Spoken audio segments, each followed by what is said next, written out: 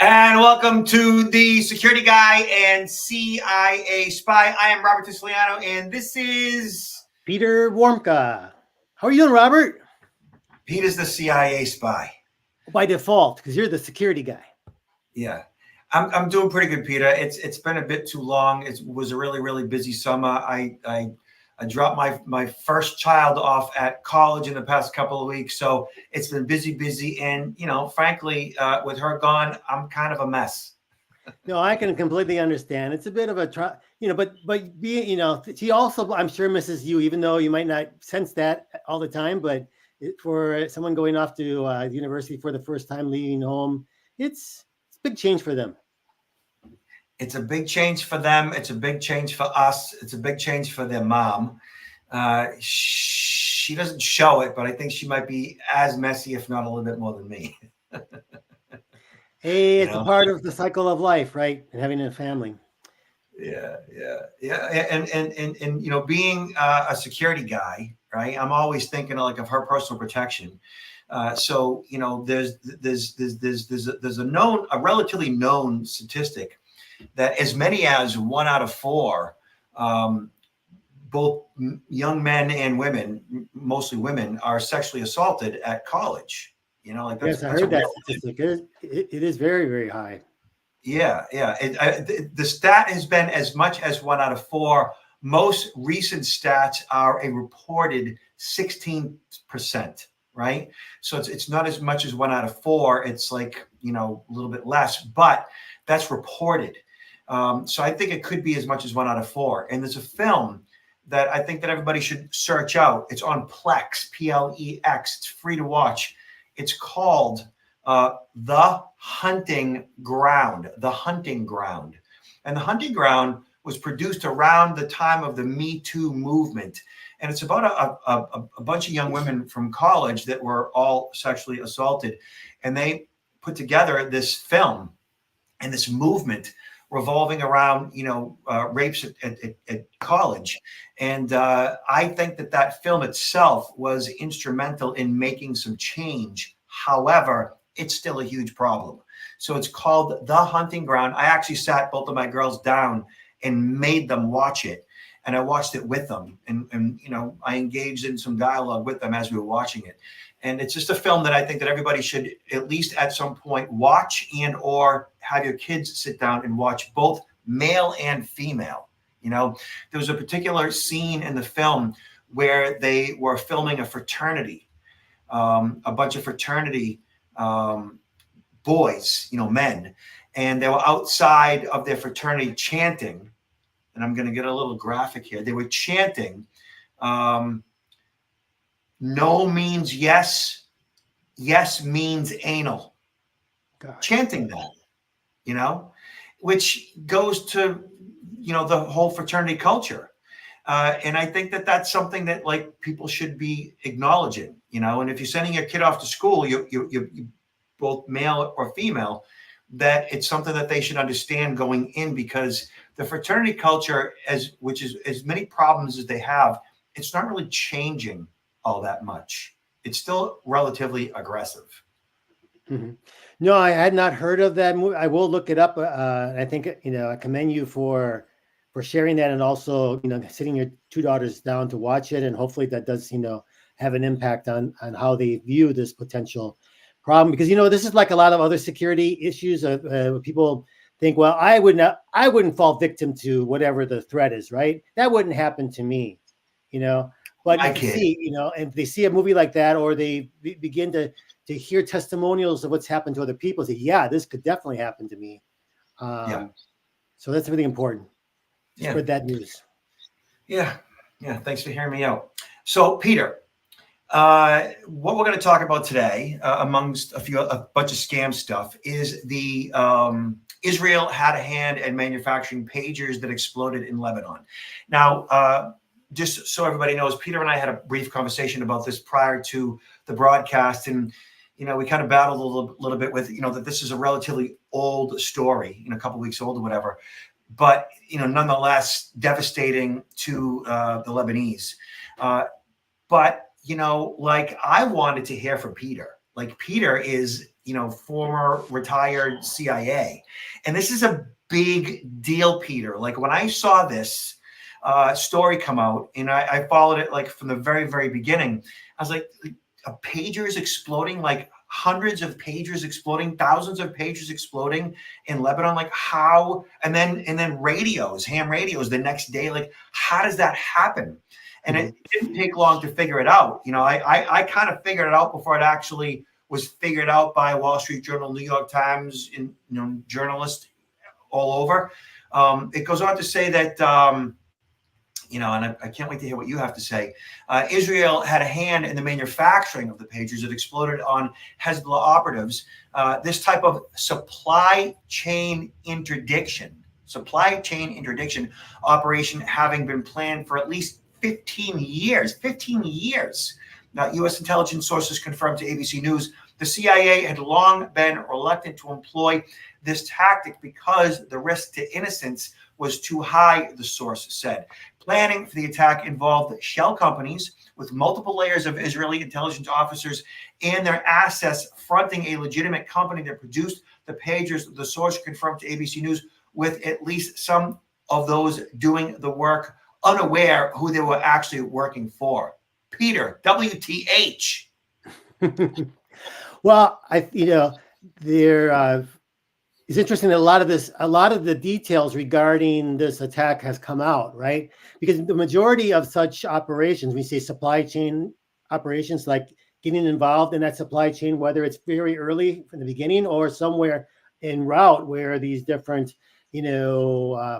components, let's say, for whatever the case may be. There's a lot of these operations take place.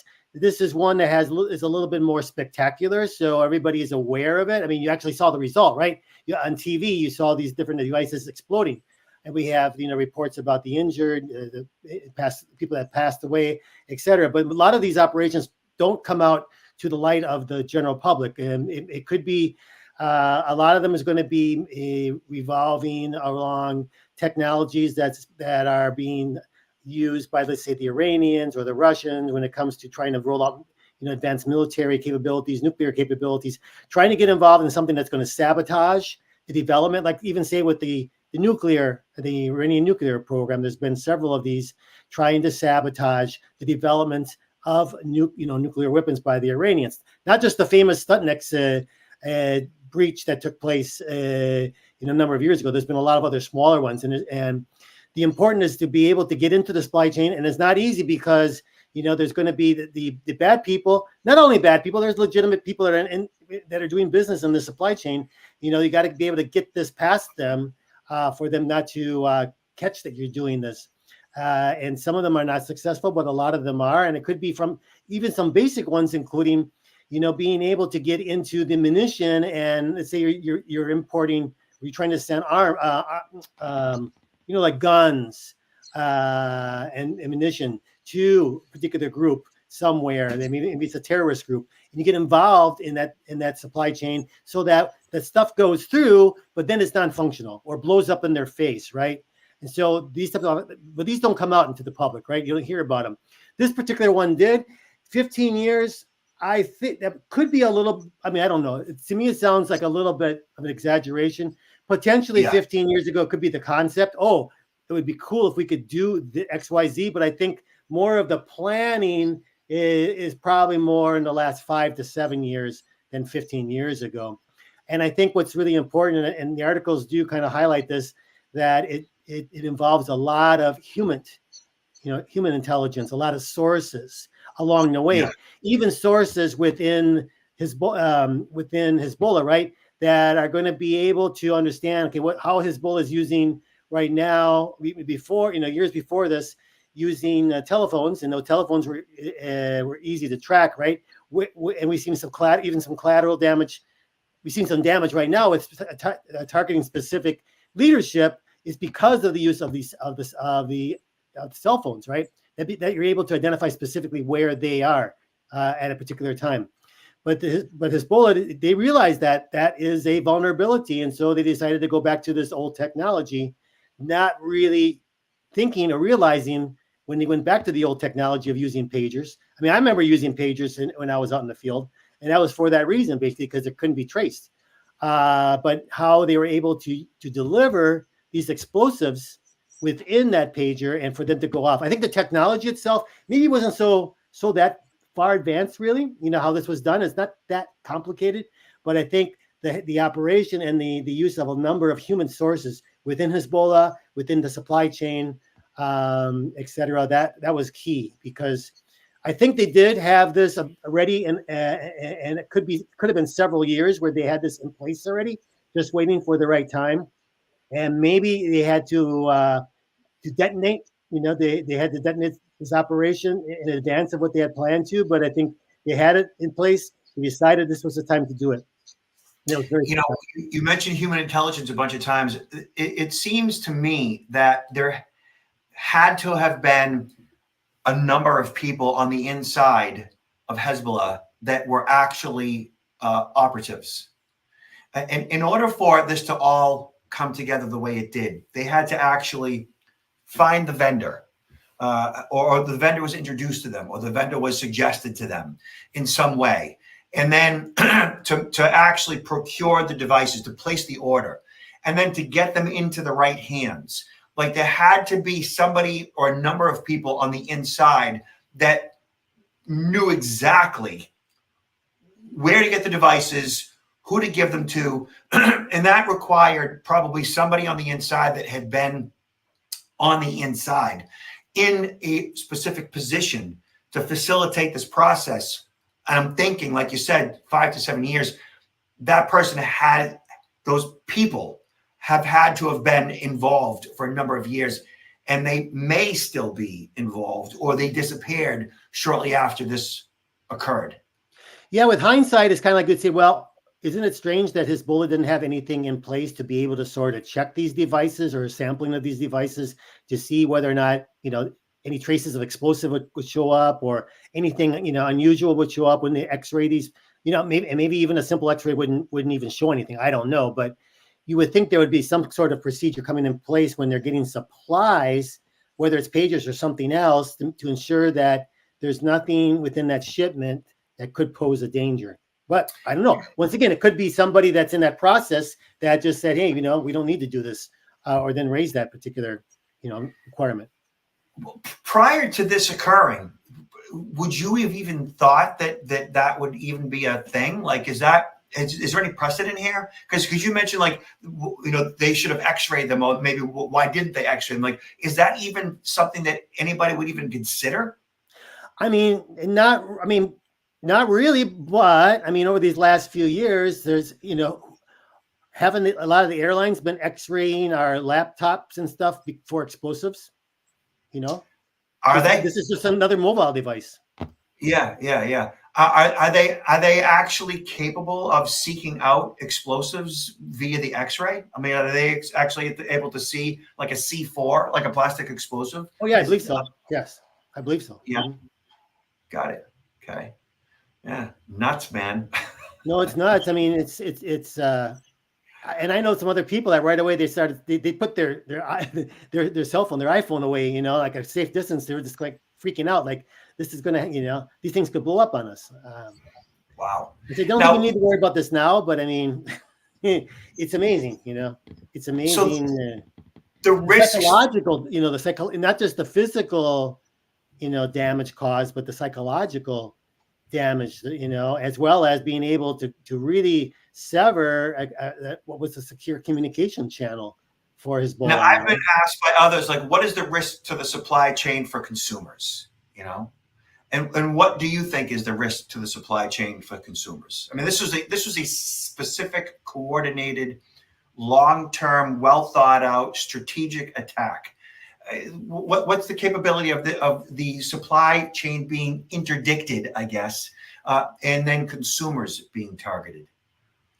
I think it's very low. First of all, I think the use of pagers today is very minimal. I mean, they must still manufacture them for some customers, but I think, you know, do you know anybody today that has a pager? I don't know if doctors use pagers. They used to be, you know. But I'm not aware of anybody that's using the pager. So I think it's very, very low that something like this specifically can be a threat to common civilians. And then getting plastic explosive in a mobile phone, I think would be very difficult due to the fact that there's just no room in there. Right. They're You so know, and small. maybe there will be some sort of let's say quality control check when you're importing iPhones from overseas to ensure that they haven't been tampered with. Maybe there's something that can, or maybe there's something already being done, but I'm not aware of it. Yeah, nuts, man. Well, thank you. You're welcome. And I'm sure everybody else thanks you too. All right, so cryptocurrency scams duped Americans out of 5.6 billion in 2023. The FBI received 69,000 cryptocurrency scam complaints. About half were related to investment fraud. Consumers lost a whopping 5.6 billion in cryptocurrency scams. By far, the most prominent was investment fraud, which accounted for 3.9. These investment frauds involve criminals building rapport with their target over time and convincing them to invest in low-risk investment opportunities using made-up profits and websites. Made-up profits and websites. The made-up websites, all done with AI, have the look and feel of like a legitimate website. I mean, it is a legitimate website, but it's fake numbers, and that it shows the profits being made. And the crypto scams try to lure you in by sending you unbelievable digital currency deals that you can invest in. The FBI says that these criminals will never meet you in person and instead rely on text messages, video chats, phone calls, and emails. Once you invest in a cryptocurrency venture, it's very difficult to get your money back. So, Peter, this is awful. This has been going on for quite a while. I think I mentioned earlier, one of our earlier shows, that it was reported, so it's public information, back in 2019, I believe, it came out that there were 1,500 profiles on LinkedIn of individuals who, according to the profile, worked for SpaceX. Okay, and they were set up by whether it's Chinese intel service or scammers, and all these profiles, and a lot of them were very, very similar. So it's kind of almost like a cookie cutter. For the most part, young, attractive Asian women who got, their first degree in China, worked for a Chinese company, relocated to the United States, got their master's degree in one of 6, prestigious universities, and ended up as senior program managers for SpaceX. And they were like all pretty much the same. And what was the purpose? Basically, they would go out and reach out to people on LinkedIn and, requesting a connection. And of course, the individual, to see, first of all, very attractive lady, appeared to be very well educated, right? And it sort of developed this, relationship, maybe more, professional, social. They would talk about a lot of different things. This is a slow process, right? It's not like these really quick things, like sexual extortion, which can be a matter of minutes or hours. Here, they're cultivating them to the point of then eventually saying, listen, I've been making a lot of money on some cryptocurrency investments I'm making, and then they try to pull them in, and they get that individual, the target, to all of a sudden invest a lot of money. Now, these particular, I don't know if it was SpaceX or it was LinkedIn or somebody else reported it, and he took down these 1,500 profiles, but then a few months later, you could start seeing, and I saw several hundred of them already online again, doing the same old thing. So there's a lot of different twists and turns, but at the end of the day, it's offering something via cryptocurrency that tends to pull on an individual's sense of wanting to make money, right? Kind of wanting to make money, and they're also targeting people who are lonely. Right. They target them via online dating sites, Yes. And the overall scams, the investment scams, are often called pig butchering, and pig butchering refers to, like, prior to butchering a pig, you slowly fatten it up, and over time, as you fatten it up, then you butcher it, for its meat. And that's what like a pig butchering scam in regards to cryptocurrency investment scams is. They slowly fatten you up. And then eventually, you've invested so much money and then it's gone. You never see it again. Well, that's the thing. I think you should look at this. Can I afford to lose everything that I'm willing to invest in whatever fund, right? If I can afford that, okay. But if I can't afford it, I mean, you got to see how this would be so devastating for me. And maybe what should I be thinking about, right? And so the investments are made as a result of the relationship that's being built with the victim. So the perpetrator will contact them via an online dating site, via, you know how, I mean, I don't know about what your phone looks like, but I'm getting a text message almost every day, sometimes 2 and 3 a day, that are like, hey, sorry, I missed yesterday's appointment. Let me know if you want to get together today. Oh yeah. Or I found this phone number. I lost my phone. I found this phone number. I don't have a name connected to it. Can you remind me of who you are? You know, like all these like various text messages that look like they're coming from somebody who I'm supposed to know. And I'm supposed to respond going, hey, who's this? Or I'm supposed to react. But the reality of it is they want you to react because they want to get into some type of dialogue with you, anything at all, just to get contact. And once they get contact, that's when they build a relationship with you. Right. You know, between text messages and emails that are basically phishing, I probably get at least 30 of them a day. It's getting annoying. It's really getting annoying. It's just like, but you know, but it must work. I mean, there's a percentage of people that are falling victim to these things. That's why it's continuing, because it works, unfortunately. It works, man. I think we know one of the things, you know, not everybody, where they're really targeting people are typically going to be the probably, you know, people in their 30s, 40s, 50s, and especially 60s. Those are the people that have the most money, right? And so they're targeting these individuals. And not everybody, but a lot of people do have investment advisors. And this is not, you know, if you are interested in doing some sort of investment that's being proposed to you, why not call your investment advisor and lay it out? This is what, you know, this is what has been, offered to me. What do you think? And if you trust your investment advisor, you know, listen to them, you know, hear them out. They're going to maybe raise some things that you haven't thought about. So I think you should, before making any significant investment, call your investment advisor. That's what they're there for. And beyond all that, don't respond to any weird text messages from anybody. Just block it. Yep. Yeah. All right. So Life Hacker talks about how to spot and avoid these utility scams. So how utility scams work. There are a number of ways scammers target utility customers, almost all of which involve a threat of utilities being shut off unless you pay up. I see this happening a lot with small businesses. Like if the lights go off, the computers go down, and they can't function, right? The FTC is alerting consumers of a scam in which you receive a barcode via text or email, supposedly from a utility company, to make a payment towards your bill at a retailer like Walgreens, CVS, or Walmart, which is so dumb. Customers of Pacific Gas, for example, and Electric PG&E in California have been warned of phone scams in which callers threaten to disconnect utilities unless you send an immediate payment with a prepaid debit card, a gift card, cryptocurrency, or an instant digital platform like Zelle or Venmo, right? Anything that any way they can get money from you. Texas-based Austin Energy has received reports of scammers knowing specific details of customers' bills when calling, stating that their payment didn't go through, and then directing the victims to a fake site to enter the payment information again with Venmo, PayPal, gift cards, whatever. So the threat that your electricity is going to get turned off, your water is going to get turned off, your heat's going to get turned off is a threat, you know, and people need their, you know, utilities. You need heat, you need electric, you need gas, you need electric for your food. Like it can be scary, you know. You need clean running water, right? And so these scams, like every other investment scam, phishing scam, whatever it is, the threat involved in it is really what gets people freaked out. Yeah, it's the fear, right? Emotional. That's what they're using here is fear.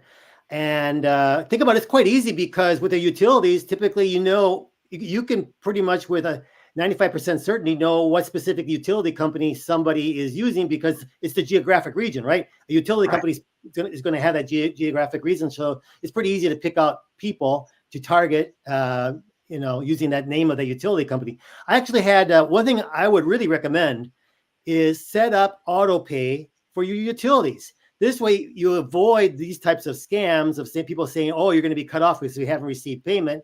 Plus you avoid, you know, actually having a legitimate shut off because you, for whatever reason, you failed to pay and you can avoid, having your credit maybe hurt if all of a sudden you fall way behind in utility payments. So I'll recommend that. I actually received an email this morning from my utility company, and I have mine on self-pay, auto pay, which is great. But I received it saying my credit card was, expiring, and I needed to set up, update the information, and I had a link there to do it. And I thought it looked legitimate. But I said, no, go back to old school, how we do this, like how Robert and I do this. We don't click on those links. We'll go on to the website of the utility provider. And if it's true, there's going to be a notification. And sure enough, it was true. There was a notification there on the website when I logged in, and I took care of it. I'm so glad you didn't click on that link. I mean, it might have been, in this case, it probably was fine in this case, but you don't know. It was probably fine, but you didn't, because it might not be fine. And Right. How great would it be for the bad guy to pull the wool over a retired CIA guy, Well, yeah. Got to try to prevent that from happening. So you get any request that to pay a utility bill, whatever the case is, either go through your password manager to log into your account, which you should all have a password manager. If you go to this pod broadcast, you should have a password manager. I know I do, and tell all my clients the same. So log into your utility. For us, it's like National Grid, right? For electric and gas, for that matter. And then you log in through your password manager, and any notification in regards to paying a bill or a shut off or whatever the case is will be within your account. And so don't make a phone call via the phone number that shows up in the email, or click a link that's in the email. Go either search it via Google or go through your password manager, or type in, the actual URL into your browser, and generally you should be fine. Yeah. And so, Peter, to kind of finish off here, Time Magazine, which, I'm a fan, always have been. I've been in it, actually, has a 13-minute read. It's a huge article. Welcome to the golden age of scams. This article is just September. And I'm not going to go through the whole thing because it's massive, but it talks about how we are living in the golden age of scams. U.S. consumers lost $10 billion to fraud in 2023, according to the FTC. That's a 14% increase over 2022. And I'm betting that the majority of that has to do with cryptocurrency. That tally is almost certainly an undercount. Right. More than three quarters of the victims, including one that they talked about in the article, don't report to authorities that they've been defrauded. We are constantly baited by scammers by text, email, and phone. The average smartphone owner in the U.S. gets an estimated 42 spam texts and 28 spam calls per month, and Peter's getting even more, according to RoboKiller, an app for screening calls. So this particular article is a really deep read, and I would just recommend it to people. We'll provide it in the show notes, but it really just brings to light that you may not be the type of person that's going to fall for a scam like this. Peter and I have a clue. We're not going to click a link in the body of an email. We're not going to react and respond to a phone call or a text message, right? We have a clue, right? We are essentially, experts, so we should have a clue. But then, everyday regular people that aren't so focused or really, like we are, obsessed about this stuff, may get hoodwinked a little bit easier. And so for you, the audience, obviously you're smart enough to be paying attention to this pod broadcast, and so you want to know, okay? Mm-hmm. But then as savvy as you might be, there is your parents or siblings or aunts and uncles that may be less savvy, and so on. Others in your life, even kids for that matter, that just might not be as plugged in, so to speak. And so I just think it's really important that you, who are, I guess, a thought leader, kind of like we are, because if you're watching this or listening to this, I would consider you a thought leader when it comes to preventing fraud, right? Because you're thinking about it. Therefore, you should lead the charge to inform others as to what they need to look out for, and at a minimum, send this article to them and sit down with them in some cases and go through it, because it's awful out there. I highly echo Robert's comments here, because he pointed this article out to me, and to be honest with you, when I read it, I thought it was one of the best articles that I've read regarding scams and this issue that so I highly recommend reading it, taking the time to read it thoroughly. and also sharing it with anybody and everybody you think who can benefit from it. Awesome. Thank you, Peter. So, Peter, where can people find you? What do you got going on? Where should we direct everybody? Well, always best to probably look me up on LinkedIn. My name on LinkedIn, there's a lot of information there, and always the website, counterintelligence-institute.com. I got 2 books on Amazon that are there doing very well. Why Are You Messing With Me? Specifically for individuals who are seniors. And then the Confessions of a CIA Spy, The Art of Human Hacking, that can be the benefit of anybody really to understand human hacking to include how fraudsters will use it. Pretty busy month this month. October is crazy for both Robert and myself because it's Cybersecurity Month. But I plead with you, don't only think about cybersecurity in October. It should be 12 months a year, right? But at least once a year, companies are focusing on it. That's why we're so busy. Yeah, every month of the year should be Cybersecurity Month, like every month, like every day, right? And then as far as me, I am at protectnowllc.com. Again, protectnowllc.com. Yeah, September, October, really, really busy months. But I have a bunch of stuff going on all year long. We have e-learning. We have live presentations via Zoom or whatever platform. And obviously, on a platform live in front of your audience. My presentations are fully interactive. It's not just me droning on for an hour or two. It's me having a dialogue with the audience. It's a conversational keynote where I elicit responses and I challenge my audiences to kind of think differently based on, their life experience and what they believe security is and isn't. So, by all means, reach out. I'm here. Peter, last words. Stay safe, take care of each other, and let's defeat the bad guys. Let's defeat the fraudsters. Yes. And as my dad says, be good, behave, and be careful. Talk to you soon, everybody.